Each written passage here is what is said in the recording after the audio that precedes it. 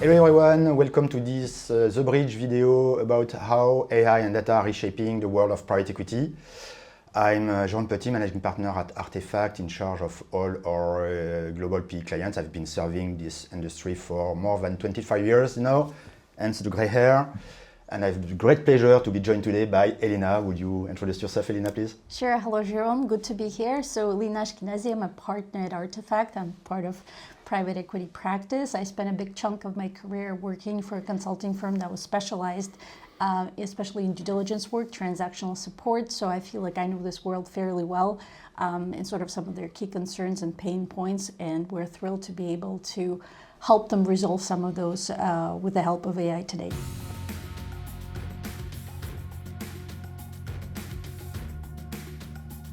Perhaps let's jump into it with a few numbers. A few months ago, PwC conducted a survey of 250 global PE principals around the world. And the results were very clear.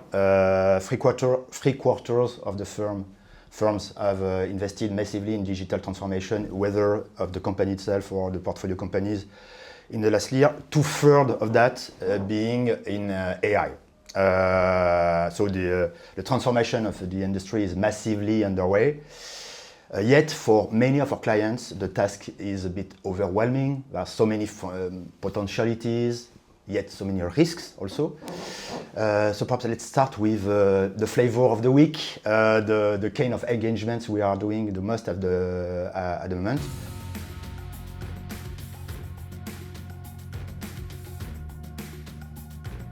How to securely deploy AI capabilities within a fund infrastructure. You're absolutely right. That's really key. If we take an example of Ardian, one of our important clients and of course our favorite shareholder, deploying an LLM and that environment really is a very delicate balance of security, flexibility, and performance. Of course, as you know, security is absolutely primordial in that industry. So we want to make sure that the user management is probably handled. We want to, the only possible way to do this is to deploy everything in their own secure environment. In the case of Ardian, they're a big Azure client, and that's what we've done. And yet we can't go too far in security, so that would impact performance. They're not necessarily very patient people. They need to go fast. There's a lot of pressure to do the deals. So we want to make sure that they're getting the information they're getting, and some of the sort of, let's say, more standard plain vanilla solutions do not do the tricks. So we had to do, in our particular case, we had to do a lot of work to put in advanced RAGs to make sure that they really get the answers they're looking for. We also need to remain flexible because the things that made them go, wow, a couple of months ago, that's old school. They now want new things. So really it's having all these three aspects all the time. Today, actually deploying these solutions in secure GP's environment is a lot easier than it was, of course, a couple of years ago. Every single hyperscaler already allows access to LLMs within the environment, so that really helps. Another really important element, which is why Ardian and some of the other funds are going with these custom-made solutions, are the cost advantages. Of course, the licensings of Copilot ChatGPTs are around 30 euros and more. And here we really can control the spending and really pay for what is being used. And so the costs are reduced, 4 to 10 times, depending on how heavy the usage is. Some of the companies where the usage is fairly light, it can go as low as 20 cents and then go up to maybe 8, 15 probably euros as tops, again, for very heavy usage. So really huge cost advantages. And of course, as prices goes down, that will continue. So really, it's really exciting time and a lot of opportunities to do this for many funds. Yeah, and this point is very key. It's very important. So the confidentiality, when you are dealing with portfolio internal data, with the performance of the fund in internal data, obviously the teams need a total, let's say, assurance that everything is handled in a secure and safe way. But there's also a matter of traceability because as you said, the plain vanilla solutions are not able to get to the level of precision you need to make an informed investment and to make sure that let's say the recommendation of the models or the output of the models are the right ones and are trustworthy enough, you need to be able, to trace back where this information comes from. If you're using something provided by an editor, you lose that. You lose the ability to trace back the information. Hence, most of our clients have decided to, as you did at Ardian, develop actually plain vanilla LLM capabilities, but within the specificities of that trade and within the infrastructure of the fund.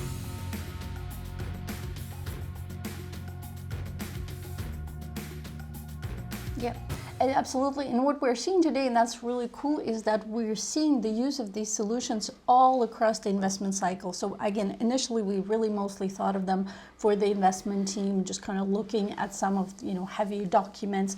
But now we're seeing this happening before the deal. They're using some of these solutions to actually identify interesting potential targets, to use LLM to find just the right benchmark as opposed to comparing thousands of firms that have one nothing to do with the other. We're seeing, of course, it accelerating the process of the transactions because, again, they're getting their data room information. They can process it much faster, get some of the right insights, sort of take away the tedious analytical work and really focus on value-added tasks. And even once the companies are in the portfolio, that work continues. We have ESG team that are loving some of these solutions. Of course, you can help in finding new target acquisitions, benchmarking, supporting sort of the market studies and the trends. And even in the areas where we didn't think there would be space for help, things like fundraising, we're also seeing investment teams really using these solutions, connecting them to their databases to be able to do a much faster and better job in answering investor questions, and again accelerating the process. So it really is across the whole value chain of the GPs.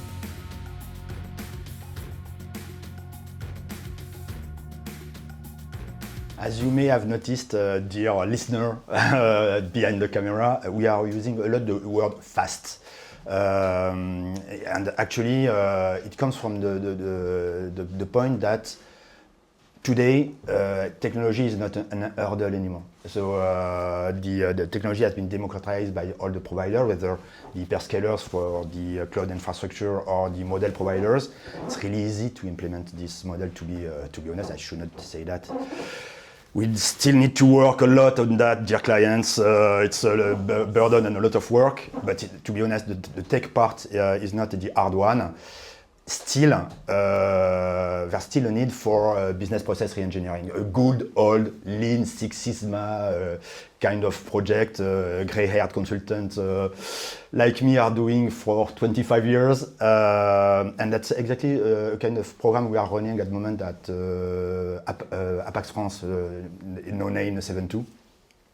Where we are working with all the teams in the company, deal teams, investor relations, ESG, fund admin, marketing, whatever, and to cover all the needs of the company and to reinvent all the internal processes around AI, actually, which is the pretext in that program.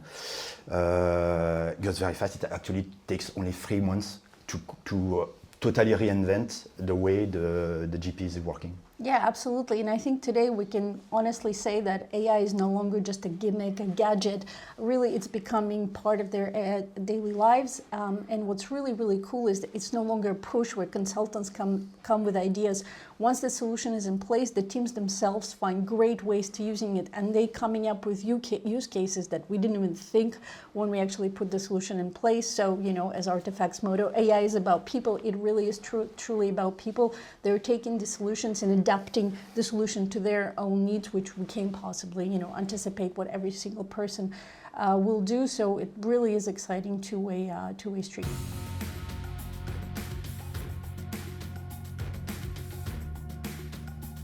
So to make that happen, there are a few enablers that are required, and as anyone in AI and data knows, no data, no AI.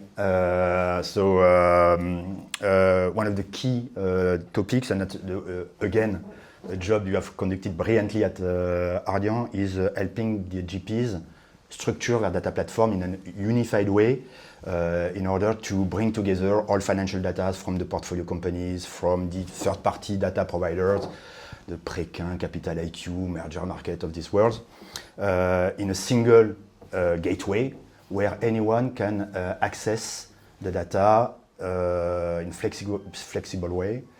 Perhaps could you tell us about what you did at Ardian on that topic? Of course. And I felt that Ardian was really quite visionary about setting out on this project, which was not very easy as part of sort of a greater move to cloud. They made a decision to actually invest and build a solid analytical data platform, which helped resolve a very large amount of issues, some of which you mentioned. They're doing massive calculations, so the latency, the use of data platform reduced the time to really strong reduction of sort of time to getting the information to the right people, the accuracy of the information, the costs of actually maintaining this kind of platform. And it's very much a living, breathing thing. So the initial portion, they moved some of the reporting to it. It's automated, it's reliable. They know when they open it, the numbers will be there. There are also a number of providers have very cool possibilities of having sort of a marketplace of data. So you can access data directly on the marketplace. You no longer have to go through the APIs, and that helps. So putting all of that together, really, it's a really, really good first step. And then it becomes sort of a living, breathing thing. You add the data in, and you slowly shift different applications, again, to increase the speed, increase the accuracy, increase the performance.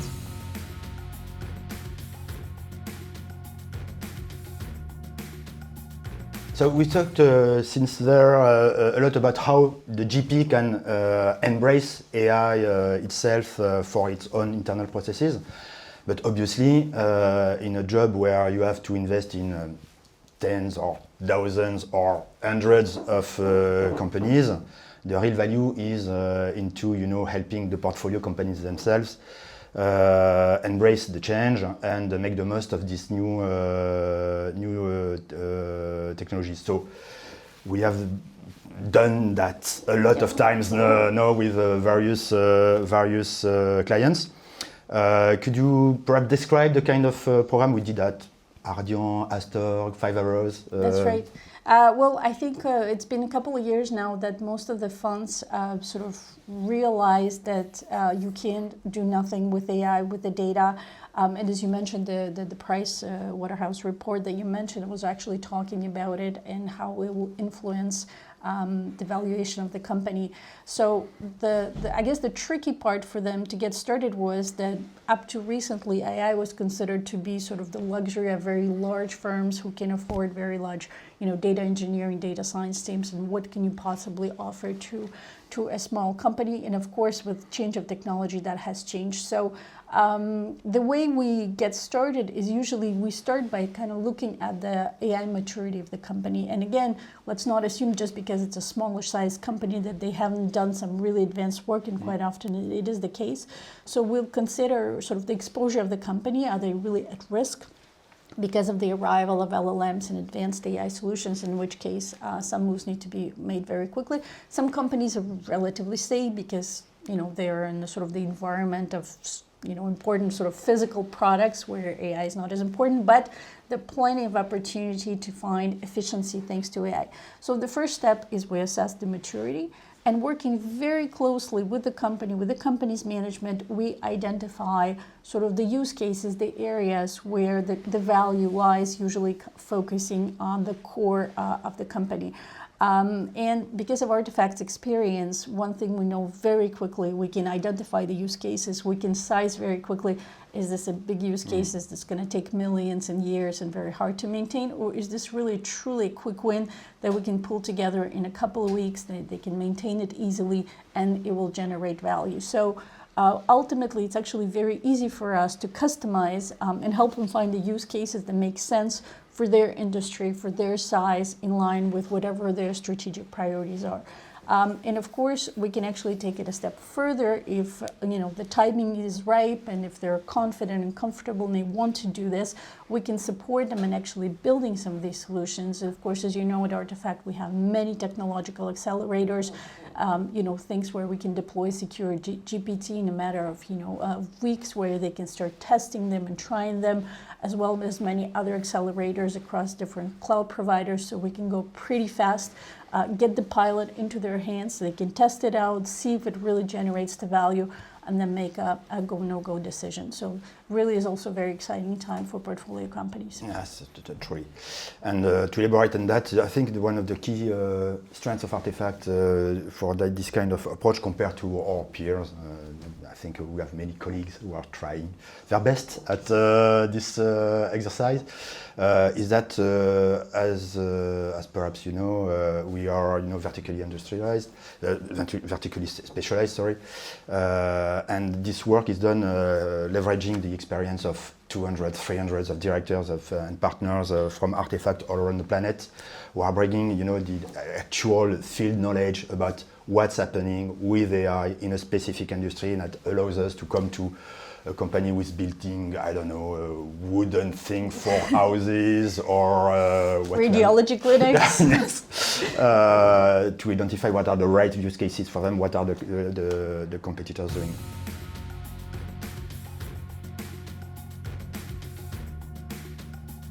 To give everyone an idea of actually it goes fast, this kind of program. So could you give us an idea of how long it takes to run such a program? So it really depends on sort of the size of the portfolio but let's say if there are around, 20, 25 companies, and in 3 to 4 weeks we can sort of build a framework based on what we have, but if it needs to be adapted to make the assessment in terms of the maturity risk. We are very quick. We're a machine in terms of generating the value chain for the different industry, and at least to identify the outside-in use cases, so that can go 4 to 6 weeks, that can be done. And then depending on how far the different portfolio companies want to take that, what we like to do is we like to start with a bit of sort of acculturation session, because not everyone is comfortable with this terminology, and a lot of the times when they talk to us about AI use cases, they're more standard analytics and data cases which can already resolve problems, and we never push AI just for the sake of AI. So we try to do a bit of that so they know what's going on, and then we like to run about half a day to 1 day sort of workshop with the portfolio companies, where we've combined the use cases that our experts have come up with, what they have come up with. We place it on sort of business value feasibility matrix, and that gives us a pretty good idea where the priorities are. We put it on the roadmap, and that's up to them to see how far they want to take that. So altogether, 3 months for something like that again. Exactly. And depending how we're very available very quickly. We can go super fast, but of course the portfolio companies, we have to keep in mind, they're smaller. They have they have other priority. They have business to run. So we also try to put together flexible approach to give them time to digest and go with their own pace.